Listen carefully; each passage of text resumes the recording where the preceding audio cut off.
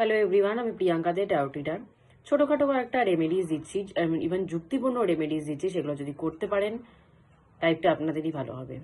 First হচ্ছে, মায়ের মন্দিরে, যে কোনো মায়ের মন্দির, দুর্গা মন্দির, কালী মন্দির, যে কোনো মায়ের মন্দিরে গিয়ে শোলা সিঙ্গারের যে জিনিস হয়, শোলা সিঙ্গার জিনিস, মায়ের যেসব সাজার জিনিস হয়, শাড়ি, শাখা পলা, সিঁদুর, লিপস্টিক, কাজল, মায়ের যেসব পছন্দের জিনিস, শোলা সিঙ্গারের জিনিস গিয়ে মাকে অর্পণ করে আসবেন।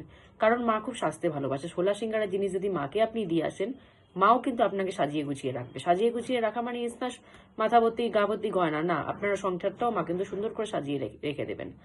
মাকে পারলে একটা ছোট ঘট দিয়ে আসবেন। কালী মন্দিরে গিয়ে একটা ছোট ঘট দান করে আসবেন, অর্পণ করে আসবেন। ঘট দেওয়ার মানেটা কি? মাকে ঘর দেওয়া মানে আছে মাও আমার লক্ষ্মীর ঘট, আমার ঘরের লক্ষ্মীর ঘট মাও কিন্তু ভরিয়ে রাখবে।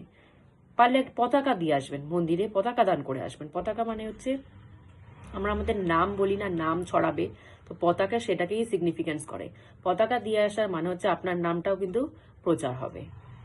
ঘরে ছোটখাটো রেমেডিস করতে পারে, সেটা হচ্ছে প্রতিদিন গুরুর জন্য একটা আলাদা করে, বিকালবেলা সন্ধ্যাবেলার টাইমে গুরুর জন্য আলাদা করে একটা প্রদীপ জ্বালালেন। পিতৃপুরুষের জন্য আলাদা করে একটা প্রদীপ জ্বালালেন, সেটা বাইরে দিতে হবে। সেটা কিন্তু ঘরের ভিতর, পিতৃপুরুষের প্রদীপ কিন্তু ঘরের ভিতর দেওয়া যায় না, সেটা কিন্তু বাইরে দিতে হবে। বাড়ির মেন গেটের ডান দিকে যদি পিতৃপুরুষের নামে একটা ছোট প্রদীপ প্রতিদিন জ্বালাতে পারেন সরষের তেল দিয়ে, সেটা খুব ভালো। ঘরে আর একটা প্রদীপ জ্বালাবেন, সেটা হচ্ছে কুলদেবী, কুলদেবতার নামে। অনেকেই আছেন যারা কিন্তু নিজেদের কুলদেবী বা কুলদেবতা কে সেটা কিন্তু জানেন না। কোনো দরকার নেই জানার, কোনো প্রবলেম নেই। আপনি শুধু এটা বলেই দেবেন যে আমার কুলদেবী বা কুলদেবতার নামে আমি জ্বালালাম।